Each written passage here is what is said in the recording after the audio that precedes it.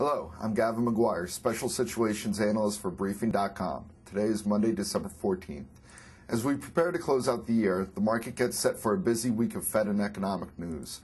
The federal interest rate announcement on Wednesday will be the main event to watch this week, but a number of economic releases out Tuesday and Wednesday morning will provide the market with some food for thought ahead of the announcement.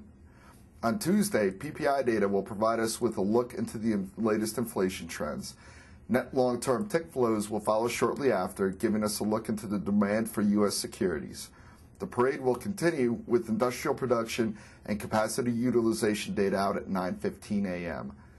There is also a full slate of reports out Wednesday, led by CPI data released at 8:30 a.m. Housing starts and building permits will also be released, providing us with the latest look into the housing markets. Once all this news is digested, the market will turn its attention to the FOMC announcement out Wednesday afternoon. There are no expectations for the Fed to raise rates. The key will be to see if it changes its current language. The focus will be on the extended period language the Fed has used to provide the market with how long it expects to keep interest rates low.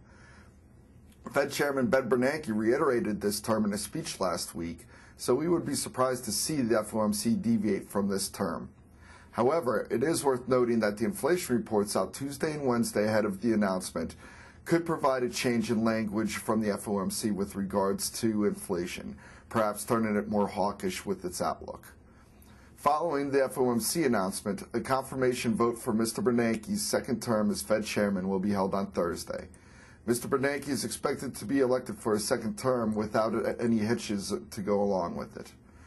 Earnings will actually see some big names this week as Best Buy, Joy Global, Federal Express, Research in Motion, Nike, and Oracle are all set to report.